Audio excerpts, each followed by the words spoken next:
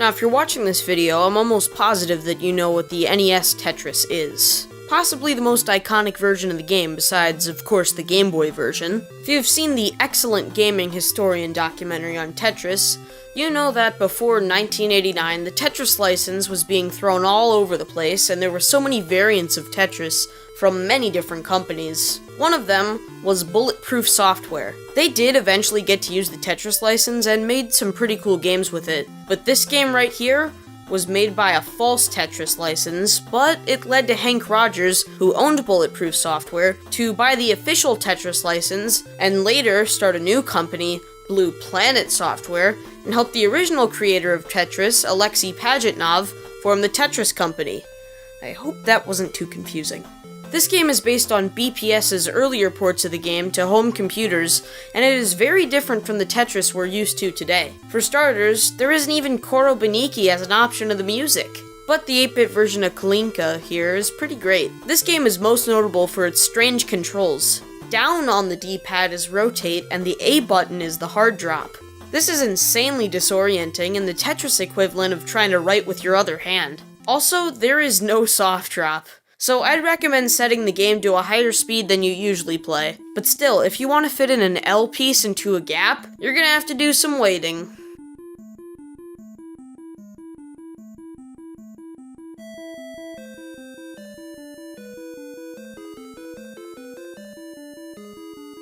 And waiting.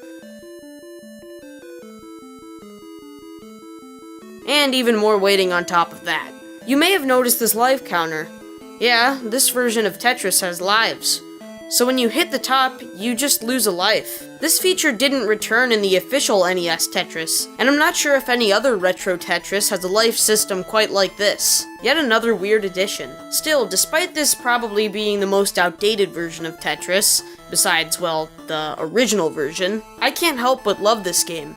It's so weird and an important piece of gaming history. It's crappy, but because of its history and better versions available, it's such a charming game. Yeah, I get that there are a bunch of weird PC ports of questionable quality, but when you take one of those strange, technically unlicensed games and officially put it on a Nintendo console, I mean, that's cool. This game was considered illegal at one point. But overall, it's bad, though you gotta have bad games in your collection, and everyone has bad games they like. Tetris Battle Gaiden was released only in Japan on the Super Famicom. The term Gaiden is thrown around in media a lot. It means a spin-off that doesn't have to follow the rules of previous entries. This game takes Tetris and applies the Puyo Puyo formula to it. There are a handful of chibi-looking characters to choose from, and of course, the single-player mode has your character going through a path, defeating said characters in a best-of-3 match of Versus Tetris. This game shakes up the Tetris formula quite a bit. Since this is classic Tetris, there's no piece outline, but there is a system for seeing your next piece. But it's not what you might think. The pieces are shared. If you want your opponent to get an L piece that wouldn't work, take your time placing your piece. Need that line piece to complete your Tetris? Hurry up and place the next piece faster so you can get it before your opponent does. You may have noticed these spheres inside some of the tetrominoes. These are called crystals. If you build up crystals, you can release an attack on your opponent. The more crystals you collect, of course, your attack will be stronger. This game isn't too casual friendly. Yeah, I admit, I'm no Tetris genius, and I play rather casually. This game in single player is brutal. To get anywhere, you gotta have complete focus. This isn't one of those chill Tetris games that you can zone out to while listening to something. No, you need fighting game focus for Battle Gaiden. The amount of strategy needed for this game can catch you off guard. Can get very frustrating at times, but those power-ups are really fun to use. The gameplay mechanics are so good that even though it's a challenging game, I want to get better and keep playing. There aren't any other modes though, like say Marathon, so if you want a definitive Tetris experience on the SNES/Super Famicom, this isn't it. Go with Super Tetris 3. But if you're bored of the same old Tetris formula and love unique import games, then Tetris Battle Gaiden is the game for you. So, you know the Sega Genesis Tetris game that was cancelled, but a few copies slipped out, and that's why it's the $1 million game we know and love today, right? But since Sega Genesis players didn't have a Tetris game, well, maybe 7 kids in Japan did, most of the world had blockout. You can compare this game to 3D Tetris on the Virtual Boy, or maybe even Weltris, but it is a different game from both of those. There were many ports of this at the time, but one bootlegger put it on the NES. Yes, that's right. A somewhat knockoff of Tetris and/or Weltris was bootlegged again and onto much inferior hardware. Enter 3D Block. Even though this game is fake, you can't deny that this is cool for NES hardware. The same blockout gameplay you probably are just okay with, now downgraded to the NES. The NES has probably the most bootlegs and multi-carts out of any console, specifically the Famicom. When you talk about NES bootlegs, 9 times out of 10, you're talking about some weird cart from Hong Kong, or something from Europe for the infamous Dendy. Well, in regions where piracy runs rampant, and Nintendo doesn't have nearly as much support as they do in that country than ours, systems like the Famicom can still be popular well into later generations. So enter Poke Tetris. It's similar to Tengen's Tetris, but Pikachu's in the middle of the screen, and you can pick either Tetrominoes, not Tetrominoes, or double not Tetrominoes. Can't really go wrong here. Now this is a seriously cool piece of gaming history. This is a version of Tetris that runs on Cherry Master hardware. Yes, that's right.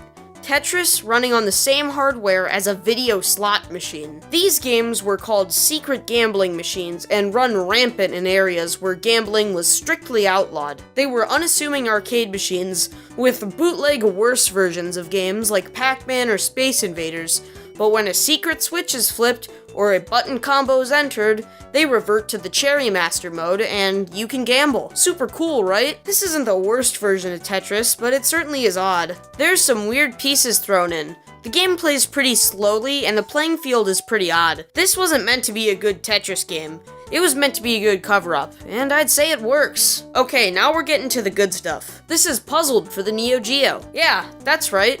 A Tetris knockoff was made by SNK for the MVS/AES and CD systems. To win, you can't play like you usually would in Tetris. You have to use the stolen Tetrominoes to clear the bricks that are there from the start and make it so this blimp can escape. You should make single lines fast instead of building up to get a Tetris. These pieces also don't float midair, which is weird. The controls are stiff, and the pieces flip kind of awkwardly. This game also has a pretty high difficulty curve, but honestly, aside from ripping off the Tetris blocks, physics, and mechanics, this game is pretty different. Is it a knockoff? Yes and no. And for our last bootleg game, we fittingly have Final Tetris. This is yet another arcade game, but it was only released in South Korea. This is probably the greatest Tetris game of all time. This is the only game on the planet where Michael Jackson battles a literal dog in sunglasses in a game of Tetris. And if he wins, he kills the dog. This is peak bootleg. This is why people like myself like to look for strange and downright absurd games that infringe on copyright. In the mid-90s, Namco wanted to make an effort to re-release their old games on newer hardware and push this relatively new genre of re-releasing older games. They were pioneers in the retro game compilation, and the Namco Museum series still succeeds to this day. Namco wanted to introduce the younger generation to their classic arcade games and keep these games relevant and successful throughout the years. And hey, it worked. I'm still talking about Pac-Man 40 years after it released. They started this effort with the release of the first Namco Museum on November 22nd, 1995. Here's the thing, there was a Namco game compilation released only in Japan on that same day. Not too many mention it, but also on November 22nd, 1995, Namco Classic Collection Volume 1 hit Japanese arcades with a lot of praise. It contained Galaga, Xevious, and Mappy all in one board with arrangements on each game. These were modern versions of the games that took everything great about the originals and shook things up to create some pretty stellar titles. I wouldn't call these games remakes, they're more in line with something like Sonic Mania, with their new take on retro games and a fresh look. Reportedly, it was rather difficult for the team to port the original arcade games from the 80s to the new hardware, and thus development took longer than anticipated. The team spent some of the extra time working on the soundtracks for the arrangement games, and that shows. These tunes are solid and the sound effects are on point. With the big success of this machine, of course, Namco had to make a sequel, and what do you know, they did. A month after Namco Museum Volume 2 dropped, Japan got Namco Classic Collection Volume 2 in arcades in March of 1996. This one has Pac-Man, Rally X, and Dig Dug. And out of all three of these arranged titles, Pac-Man Arrangement is by far the best, and I'll tell you why. Pac-Man Arrangement is a new take on the original Pac-Man, and it does quite a bit different. The most it strays away from the original is that it has an ending. Yes, this game has 5 worlds with 4 stages and a boss battle. Well, 6 if you count World 0, which is like a warm-up/tutorial world. World 1 is called Retro World, and it's a callback to the original Pac-Man game. Next is Water World. No, not the terrible movie. This one is like Coral Reef themed, I guess. Then we have Green World, which is kinda just like Water World, but there's dirt and grass. The Ancient Ruins world is pretty neat. It's like going through a pyramid of sorts. Finally, you get to the monster's secret base, and it's all metallic and robotic themed. I really like the look of this one. So we got a new ghost too, and his name is Kinky. Sure, this game had no input from the US, I guess. So this ghost is pretty unique. His gimmick is that when he's floating around the board, he's a moving power pellet. But when he collides with another ghost, he'll power them up, and each ghost has different abilities like mirroring and being able to create more dots to eat. Pac-Man can also eat several different pills that will give him powers similar to the ghosts. This game has infinite continues, so it can be experienced as a full adventure of sorts, and in my opinion, that's the best way to play. Running through the whole game takes a little over 20 minutes, but it is just one of the most enjoyable gaming experiences you can have. Throughout my whole playthrough, I couldn't help but have a smile on my face, and when I beat the final boss, I immediately beat the game again. It's that good. Overall, it's a well-designed game, and the soundtrack just oozes that mid-90s arcade charm, with its energetic riffs and instruments, along with the beautiful high-bit sprites and backgrounds. Namco knew they had something good on their hands, so they remade the game for the GBA as a part of Pac-Man Collection in 2001.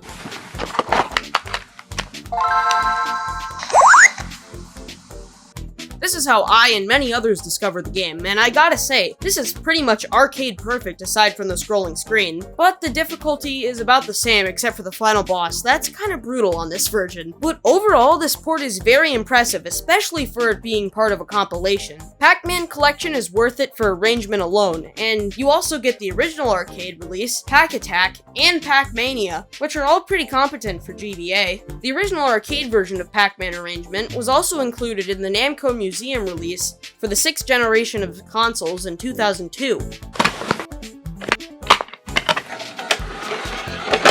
There it is pretty much identical to the arcade version, except the music is higher pitched, and I can't tell you why. There was even a Pac-Man Arrangement remake in 2005 for the PSP.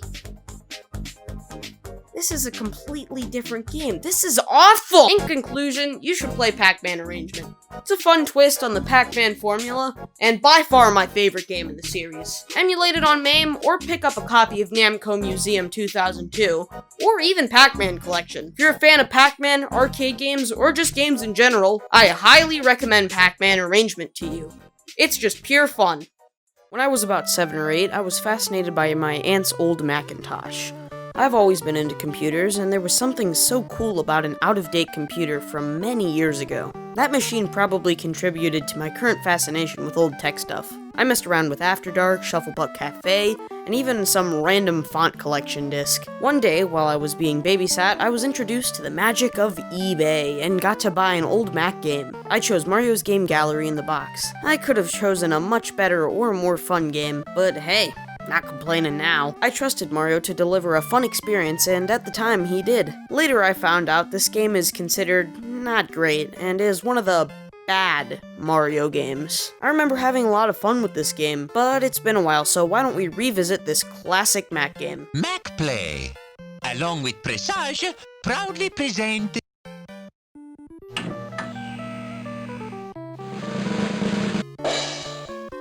Mario's Game Gallery. Mario's Game Gallery was released in 1995 for MS-DOS and Macintosh and was published by Interplay. This game also saw a re-release a year later under the new title of Mario's Fundamentals. You might also know this game as the first to feature Charles Martinet as the voice of Mario. This is incorrect. His Mario voice actually debuted in the Super Mario Bros. Pinball Machine by Gottlieb, a full 3 years before this title. So without further ado, let's boot up this game. Starting off, we get to choose one of 5 different games. checkers, go fish, backgammon, dominoes, and yacht, which you can probably just assume is Yahtzee. Alright, first up is checkers. You can play as a Yoshi or a Koopa Troopa. This game is most infamous for Mario's voice lines, and they sure are something. They're incredibly cheesy, but are so bad that they're funny, so it all balances out. So back to checkers. I guess it's passable. Mario is a pretty fair opponent as far as difficulty goes. I beat him a couple times, but I've also lost a couple times. The highlight of checkers are the animations of the pieces. The way the Yoshis and Koopa Troopas walk around and jump other pieces is just entertaining to watch. If you like checkers, this is a fine way to play it. Obviously not the best, but not inherently bad. Ooh boy, go fish. Definitely the most infamous game of the set due to just Mario alone. Just listen to these stellar voices. I'd like to have your little toadies. Mario, go fish!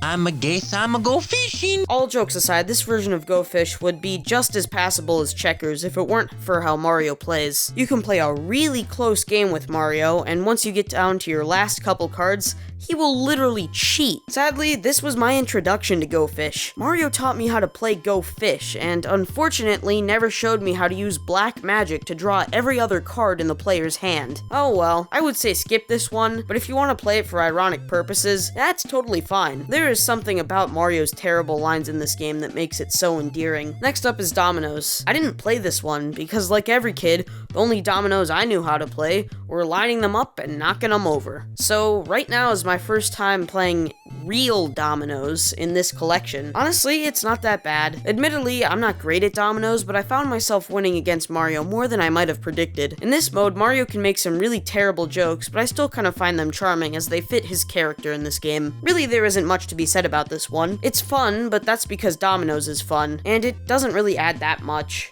Okay, backgammon. Another one that my walnut-sized brain couldn't comprehend. But honestly, could you blame me? Backgammon is just one of those games that everybody knows, but no one knows how to play. It seems that the rules can vary between people, and a lot agree it's not the simplest game in the world. Heck, even now I don't really know what I'm doing. So I guess that would be a good excuse to bring up the help section. Each game has a short explanation on it with some pictures alongside. That didn't really explain anything I didn't know already. I guess I'll have to check out the enclosed instruction book. Just look at this art. Okay, there. Backgammon. Hey, what's it taking so long? What? Mamma mia. Fine, I guess I don't get to read this. Yeah, this sure is backgammon. Probably the most bare-bones game in the pack. The animations are repetitive, and the things Mario says aren't really that interesting. Last game, Yacht. Have you ever played Yahtzee? Well, you've played Yacht. Mario says some funny things, and the animations are neat. Are you noticing a pattern? Mario's game gallery isn't bad, but it isn't great. It's just a basic board game collection with some Super Mario flair and the wonderful voice of Charles Martinet. If you want to play these games on your old computer or in an emulator, go for it, but I'm sure there are much better options. Though, I still love this game, and I think it did its job for me as a kid. It taught me Go Fish and Yahtzee, and I'm sure it helped me get better at checkers. And for an educational game, I guess it succeeded. Charles Martinet is fantastic in this game, and the little animations are neat to watch. Would I recommend this game? I guess the only value it would have to a new player would be playing Go Fish. Not for the actual game, of course, but to laugh with cheating Mario and his funny lines. This game worked for me, but it probably won't work for you. And that's all I can really say. It's nothing more than an interesting piece in Mario history.